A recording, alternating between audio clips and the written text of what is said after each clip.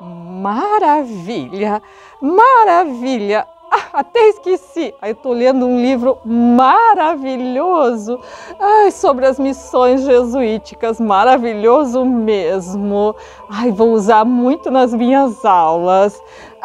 Antônio, eu estava aqui pensando, mas será mesmo que existia regras na Companhia de Jesus para a criação das reduções? Eu fiquei nessa dúvida. Sim, professora Matilde. O estabelecimento de reduções foi algo muito bem planejado pelos jesuítas. As regras iniciais para isso foram dadas pelo primeiro provincial do Paraguai, Diego de Torres Bollio, nas instruções que elaborou em 1609 e 1610. Por certo, ele se inspirou nas doutrinas de Juli para elaborá-las, quando era missionário na província do Peru. 3 elementos são importantes nessas instruções: que as reduções estivessem em lugares com condições de moradia e de agricultura, que fossem distantes dos povoados de espanhóis e que estes não entrassem nos povoados de indígenas, e que fossem informadas por pessoas que a elas acorressem de modo voluntário, não forçadamente pela encomenda, assim como acontecia com as reduções franciscanas.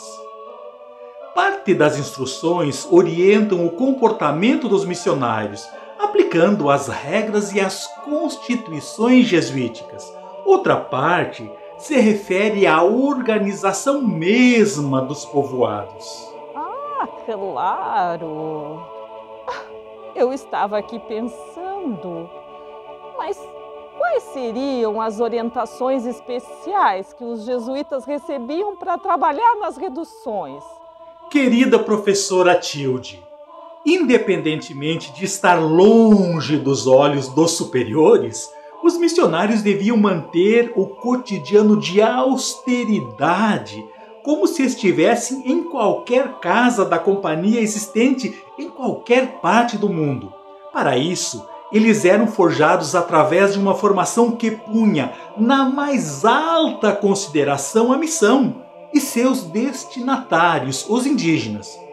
Em outras palavras, os jesuítas que fossem realizar missões entre os Guarani deveriam ser especialistas na questão indígena, estudando e aprendendo sua língua e conhecendo em profundidade o seu modo de ser.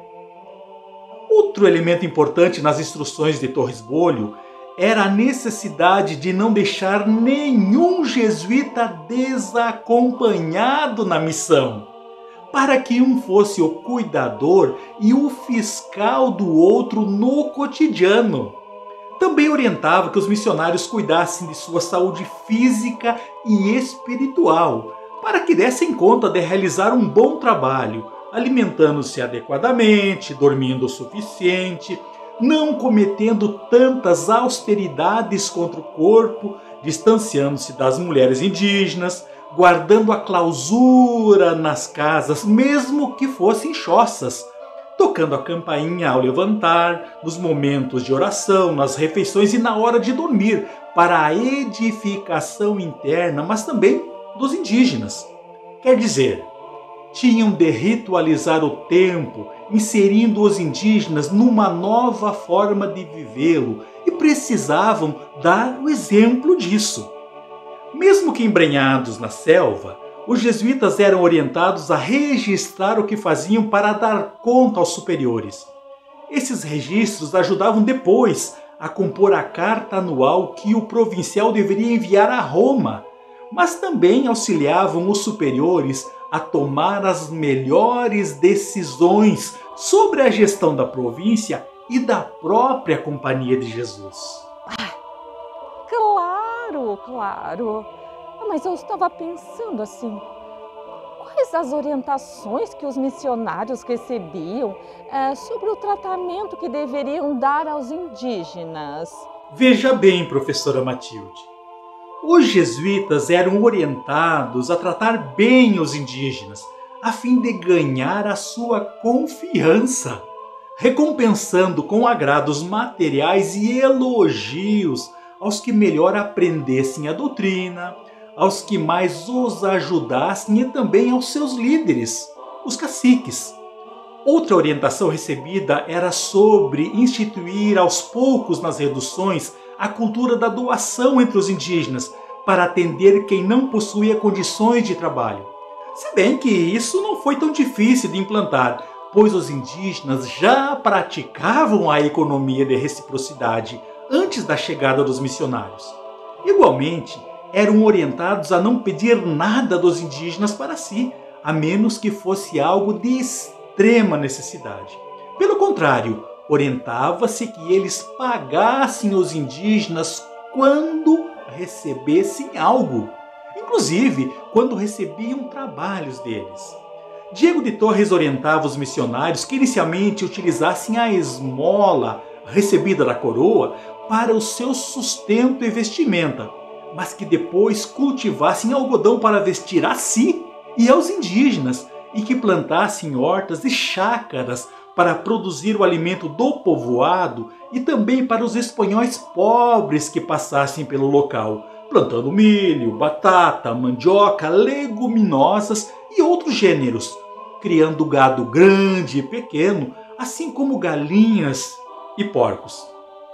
Para que tudo isso fosse possível, os missionários eram orientados sobre a escolha dos lugares para a implantação das reduções, que deveria ser feita com muito cuidado, dando-se especial atenção para os caciques do lugar, para que apoiassem a criação dos povoados para o terreno, que tivesse boa aguada, com terra boa para o plantio e, de preferência, com abertura para o sul, por conta dos ventos, que não fosse alagadiço, que tivesse espaço para caça, pesca e com matas para a retirada de madeiras, com clima não muito quente, sem mosquitos. Orientava-se também sobre a maneira como o povoado deveria ser construído, nos moldes das doutrinas de Juli no Peru. Igualmente, orientava-se sobre a estrutura social, os cargos que deveriam existir nas reduções e a forma como os indígenas assumiriam esses postos, dando destaque para que os missionários tivessem uma interlocução especial com os caciques dentro da redução, pois se algum deles se desgostasse do trabalho dos jesuítas, retiraria do povoado todo o seu grupo. Orientava-se também que os missionários deveriam ter ao menos muita paciência e pulso firme para a erradicação dos hábitos ancestrais indígenas que se chocavam com os costumes cristãos. Para isso, eles deveriam aplicar os sacramentos e ensinar a doutrina sistematicamente aos indígenas. Espero que tenhas gostado do assunto tratado nesse episódio, professora Matilde. Foi um prazer conversar contigo. Até o próximo encontro. Agudjevt. Obrigado.